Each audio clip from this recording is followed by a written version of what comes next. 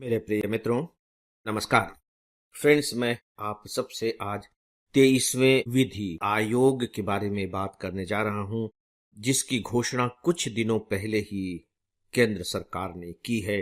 विधि आयोग, आइए इसके बारे में कुछ बात करते हैं। और मुझे लगता है कि चूंकि इसकी घोषणा इस साल की गई है 23वें विधि आयोग की, तो एग्जामिनेशन के पॉइंट ऑफ व्यू से ये बहुत इंपॉर्टेंट हो जाता है, और स्पेशली प्री एग्जामिनेशन की दृष्टि से ये मुझे इंपॉर्टेंट मालूम पड़ रहा है।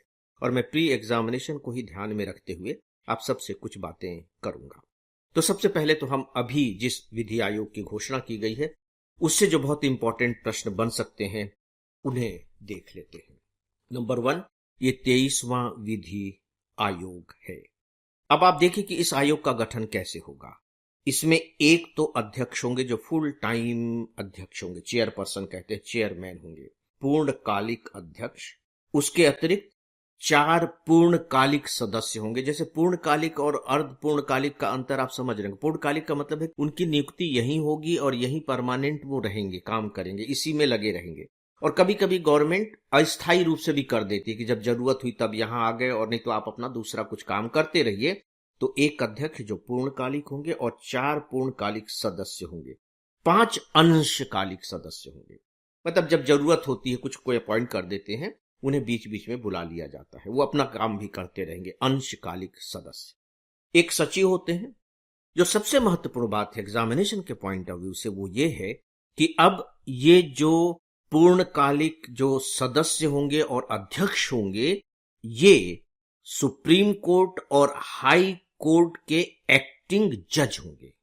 यानी कि जो बकायदे अभी जज के रूप में नियुक्त है हाई कोर्ट या सुप्रीम कोर्ट। इससे पहले जो रिटायर्ड जज होते थे, है ना, उन्हें यह पद दिया जाता था। तो एग्जामिनेशन की दृष्टि से बहुत इंपॉर्टेंट है क्योंकि यह पहली बार किया गया है। दोस्तों, इस विधि आयोग का काम क्या है? इस विधि आयोग का जो मूल काम होता है, सच पूछिए तो कानूनी मामलों में सरकार को परामर्श देना। कानूनी, अब विधि है, कानून संबंधी मामलों पर सरकार को एडवाइज करना, बताना। सरकार जो भी उन्हें काम सौंपती है उसके बारे में फिर ये एडवाइज देते हैं। याद रखिए कि ये जो आयोग है ये केवल सलाह देता है, सरकार इसके सलाह को मानने के लिए बाध्य नहीं होती। अखबारों में जो अभी बातें आई हैं उसमें कौन कौन से इस बार इसको स्पेशल दायित्व सौंपे गए हैं वे आपको जान लेने चाहिए। इसलिए भी क्योंकि जब मैं अभी इनके बारे में बात करूंगा तो आपको लगेगा कि वाकई में ये तो अभी हमारे वर्तमान कानून की समस्याएं हैं। तो इसके बारे में विधि आयोग अपनी प्रस्तुति संस्तुति सरकार को सौंपेगा। जो सबसे बड़ा काम जो इसे सौंपा गया है वो ये है कि जो यूनिफॉर्म सिविल कोड लागू होना है, इसे हम कहते हैं समान नागरिक संहिता, उसके बारे में वो अपनी राय दे। और आप जानते हैं कि इसके बारे में पूरे देश में चर्चा हो रही है, समान नागरिक संहिता। इसकी थोड़ी सी पृष्ठभूमि में बताना चाहूंगा विधि आयोग के ही संदर्भ में। जो 21वां जो विधि आयोग था उसने ये कहा था कि अब जो है यूनिफॉर्म सिविल कोड की कोई जरूरत नहीं है, बिल्कुल जरूरत नहीं है। उसकी धारणा इस बात को लेकर के थी कि अब लोग शिक्षित हो गए हैं, पूरे देश में एक सी संस्कृति विकसित हो रही है, लोग समझदार हो गए हैं, तो अब ज्यादा जरूरत नहीं है। लेकिन बाद में जब 22वां विधि आयोग आया तो उसने बकायदे सिविल कोड पर सार्वजनिक राय मांगी कि जरूरत इसकी है, तो सिविल कोड पर लोगों की राय मांगी और 1 करोड़ से ज्यादा उसके पास लोगों की राय आई। तो 23वें विधि आयोग के पास वो सारे फीडबैक हैं। तो अब देखते हैं कि 23वां विधि आयोग इसके बारे में क्या रिकमेंडेशन देता है। यहां मैं एक बात आपको स्मरण दिलाना चाहूंगा कि देखिए, हमारा जो नीति निर्देशक तत्व है, नीति निर्देशक तत्व के बकायदे अनुच्छेद 44 में सरकार से यह अपेक्षा की गई है कि वह पूरे देश में यूसीसी को सुनिश्चित करेगा, यानी कि यूनिफॉर्म सिविल कोड को सुनिश्चित करेगा, लागू करेगा। अब सवाल यह उठता है कि यह कैसे लागू हो। तो यहां एक बात आपके दिमाग में क्लिक करनी चाहिए, जो प्री एग्जामिनेशन में क्वेश्चंस के आधार बनते हैं, वो ये कि विधि आयोग का एक बहुत बड़ा कर्तव्य यह भी है कि हमारे पास राज्यों के नीति निर्देशक तत्व हैं और फिर बकायदे संविधान की निर्देशिका है जो प्रस्तावना के नाम पर पॉपुलर है, लेकिन इन्हें कोई कानूनी संरक्षण तो प्राप्त नहीं है जैसे कि मौलिक अधिकार को प्राप्त है। तो जो हमारे राज्य के नीति निर्देशक तत्वों से जो अपेक्षा की गई है और जो बाकायदे निर्देशिका में हमने अपेक्षाएं की हैं हमारे संविधान से और नागरिकों से, उनकी कैसे पूर्ति की जा सकती है, इसके बारे में एक प्रकार से रिपोर्ट देना या संस्तुति करना, रिकमेंडेशन करना कहीं न कहीं विधि आयोग का दायित्व बन जाता है, बशर्ते कि सरकार उसे ऐसा करने के लिए कहे। ये बात मैं आपसे प्रकारांतर से कह रहा हूं क्योंकि प्री एग्जामिनेशन में कभी कभी इस तरह के थोड़े से जटिल किस्म के प्रश्न पूछ लिए जाते हैं।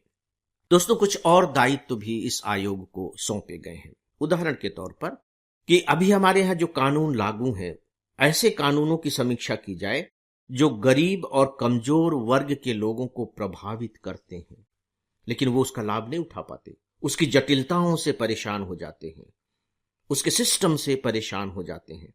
और इसीलिए एक और दायित्व सौंपा गया है कि जो कानून की जो प्रचलित प्रक्रियाएं हैं, जो पूरा का पूरा उसका प्रोसीजर है, जो सिस्टम है और उसकी जो भाषा है, आप देखिए कि हम कैसे उसे सरल बना सकते हैं। तो एक बहुत बड़ा काम ये है।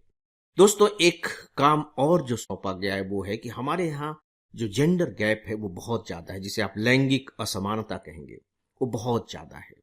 तो उसमें क्या सुधार किया जाए कानून में कि ये जो गैप है ये गैप कम हो सके। और साथ ही साथ आप कुछ समय से अखबारों में पढ़ रहे होंगे कि हमारी जस्टिस में जो डिले हो रहा है, न्याय व्यवस्था में जो देरी होती है, उसको लेकर के अभी अखबारों में खूब छप रहा है। प्रधानमंत्री जी ने भी इसके प्रति चिंता व्यक्त की है, राष्ट्रपति जी ने भी चिंता व्यक्त की है और chief justice of supreme court ने तो की ही है। तो अब सवाल ये उठता है कि इस सिस्टम को कौन ठीक करेगा। तो विधि आयोग को यह भी एक काम सौंपा गया है कि आप बताइए कि कैसे न्याय को जल्दी उपलब्ध कराया जा सकता है, कि लोगों को जल्दी न्याय मिल सके। दोस्तों, हमारे यहाँ एक शब्द इस्तेमाल खूब किया जाने लगा है, टैक्स ब्यूरोक्रेसी।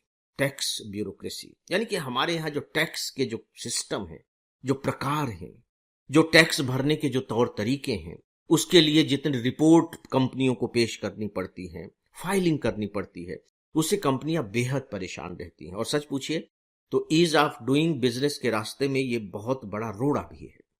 तो यह भी काम विधि आयोग को सौंपा गया है कि आप देखिए कि जो टैक्स ब्यूरोक्रेसी है, इसकी पकड़ को कैसे कम किया जा सकता है, कैसे इसे सरल बनाया जा सकता है, कैसे इसे इस तरीके का बनाया जाए कि लोग इससे खौफ न खाएं और आराम से जो इससे संबंधित नियम और कानून होंगे उनका अनुपालन कर सके।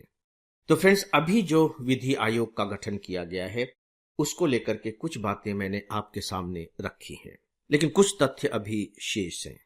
पहली बात जो एग्जामिनेशन में अक्सर पूछ लिया जाता है, इसका नाम है विधि आयोग। आपसे प्रश्न पूछा जा सकता है कि यह संवैधानिक संस्था है या कानूनी संस्था या किस तरह की संस्था है। हम किसे संवैधानिक संस्था कहते हैं? Constitutional body. जैसे अगर आयोग शब्द को आप देखें तो निर्वाचन आयोग है, संघ लोक सेवा आयोग है, राष्ट्रीय अनुसूचित जाति आयोग है, राष्ट्रीय अनुसूचित जनजाति आयोग है, राष्ट्रीय पिछड़ा वर्ग आयोग है। इन सब में भी आयोग शब्द लगा है, इसमें भी आयोग लगा है। लेकिन याद रखिए कि मैंने अभी जिनका उल्लेख किया है ये सब के सब संवैधानिक संस्थान है, क्योंकि कॉन्स्टिट्यूशन में इन आयोग का उल्लेख है। और इन आयोग के बारे में यदि आपको कोई वर्तमान में परिवर्तन करना है तो उसके लिए बकायदे आपको संसद में जाना होगा, क्योंकि वो संविधान से जुड़े हुए हैं। जबकि जो विधि आयोग है और भी दूसरे आयोग हैं, उनकी चर्चा मैं यहां नहीं कर रहा हूं, इनको संविधान के आधार पर स्थापित नहीं किया गया। संविधान में नहीं कहा गया कि आप विधि आयोग बनाइए। सरकार को लगा आगे चल करके कि नहीं, एक आयोग ऐसा होना चाहिए। सरकार ने एक ऑर्डर निकाल दिया, आयोग का गठन हो गया। तो आपके दिमाग में ये बात बहुत क्लियर होना चाहिए, क्योंकि इसको लेकर के अक्सर प्रश्न पूछ लिए जाते हैं और स्टूडेंट अनावश्यक रूप से भ्रम में फंस जाते हैं, जबकि उत्तर इतना सरल है। थोड़ी सी मैं इसकी पृष्ठभूमि पर भी जाना चाहूंगा, क्योंकि 23वें आयोग का अभी गठन हुआ है 2024 में। 2025 में आप प्री एग्जाम देंगे तो 25 में थोड़ी सी संभावना बनती है, फिर 2026-27 में संभावना नहीं बनेगी। इसका जो गठन हुआ है 3 साल के लिए हुआ, इसका कार्यकाल 3 साल का ही होता है। दोस्तों, जो पहले विधि आयोग का गठन किया गया था वो किया गया था 1834 में, यानी कि ईस्ट इंडिया कंपनी के दौरान। क्या आप याद कर सकते हैं कि उसके आसपास कोई चार्टर आया होगा जिसके तहत इसका गठन किया गया?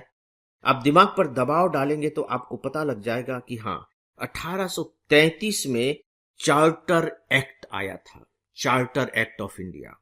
और उसमें यह व्यवस्था की गई थी कि इस तरह के एक आयोग का गठन किया जाए।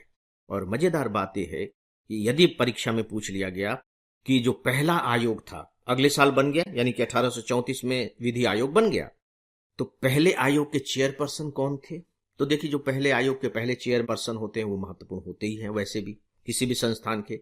लेकिन ये इसलिए भी महत्वपूर्ण है कि क्योंकि इसके जो चेयरपर्सन थे वो बहुत ही नामी पर्सन है, और नाम उनका आप जानते हैं, हो सकता है कि इस रूप में न जानते हो, लॉर्ड मैकॉले। लॉर्ड मैकॉले इसके पहले चेयरमैन थे। और याद रखिए, इसने जो बहुत से रिकमेंडेशन दी हैं, बहुत ही फेमस कानून उसी के आधार पर बने हैं।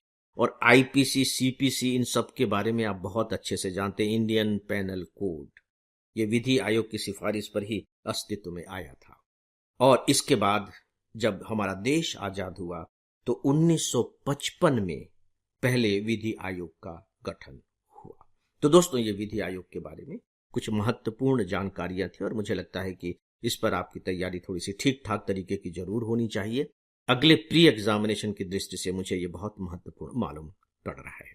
तो फ्रेंड्स, इस विषय के बारे में बस इतना ही, और इसी के साथ ही आज के इस डेली ऑडियो लेक्चर को अब यहीं समाप्त करता हूं। नमस्कार।